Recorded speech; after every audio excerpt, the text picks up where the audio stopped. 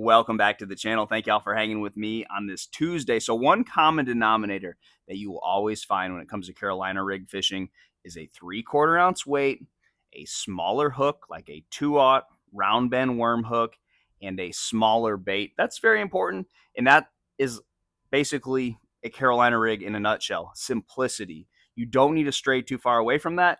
It's not necessarily about finding that perfect piece of plastic to put on it. It's more so just getting out there and dragging, because this is the time of year where you're going to get to the lake. You may live on a man-made reservoir. They draw them down in the winter. They're going to work on the dam. They're going to work on people's boathouses, and they just don't get as much rain this time of year. So the lakes are low. Now, the worst possible thing for a shallow water fisherman is to show up to a lake thinking you're going to get to power fish, throw a frog, swim a jig, spinner bait, do all that, and there's just not enough water on the cover. So you get to that outside grass line, could be a lily pad field, could be Kissimmee grass, whatever it is, and there's like a foot or two less than what is typically on that. It's going to pull those fish out.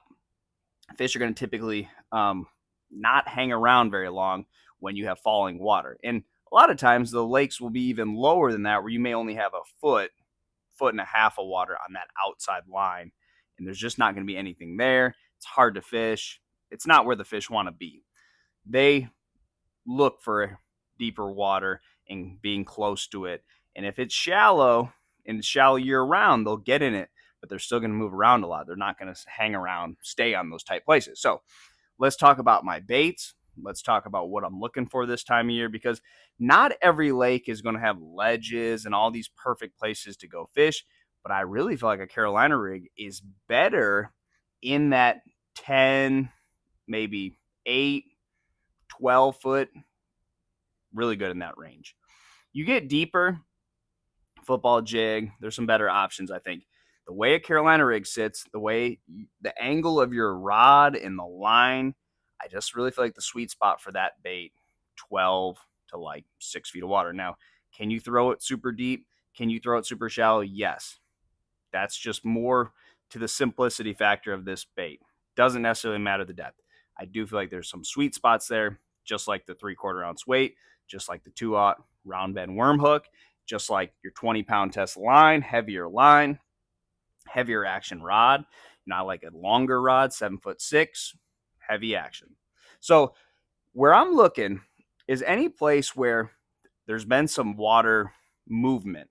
So that's going to keep that silted in type area clean. There's going to be some shell in there. And on those flatter places where you're talking about a flat, could be a cereal bowl lake, it could just be the back of a creek, there's not really much of a contour change. They're going to find the hard bottom in those type places. Now, dragging that Carolina rig around there, you don't necessarily need the best electronics to find that. You will find those type places by just getting out there and fishing. In a Carolina rig, you can cover a ton of water because that weight gets to the bottom quickly.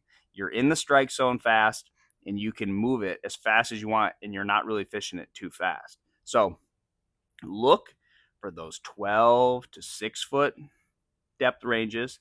Look for any type of hard bottom, and you'll also find that those same places where the silt has been washed out, some wood will be washed in. Bass are looking for cover. They're looking for any place that they can ambush shade right now. And again, I can't stress this enough. A baby brush hog, a speed craw, and some type of finesse worm is most likely all you need. Every once in a while, mix in a little fluke. But again, you want these smaller baits. You don't need your bait doing a whole lot of the work. It's just there. That weight is attracting. When you're bringing that weight through silt or shell or rock, that's drawing fish to the bait. They're always going to bite something smaller. You know, that's the finesse part of this bait. It's a power fishing technique, but it also has the attributes of that subtle finesse. So Carolina rig, I think, gets overlooked. It's so old school. We've come up with so many new and better type baits since the Carolina rig has come out. It is still a big fish bait. It's still a numbers bait. And there's not that many baits that you can claim catch the biggest fish on the lake and also catch a bunch of fish. Something about that bait, when you throw it on a group of fish, you can continuously catch them. They just go wild over the action and how that bait sets up. There's really nothing else like it. And the last thing that I really love about this bait, they don't drop it. So I've talked in other videos about this year, it just seems like bass have been short striking my bait, my jig, swimming it back from boat houses and boat docks, swimming my swim bait right to the side of the boat, and one comes up and just grabs it, lets go before I can even set the hook. They will not drop a Carolina rig. You don't ever feel them. You feel them picking it up and that weight, and you're feeling that weight with some extra weight on the other end of it. They don't ever feel you either. So when they do grab it, you can just hold them there, set the hook. You can't shake a fish off on a Carolina rig. They'll find a way to hook themselves before you drop it. So try that, guys. Speed craw, brush hog, finesse worm, 3/4 ounce weight, round bend worm hook, and heavy line, heavy rod, and a high speed reel. Good luck to you, and I'll see you on the water.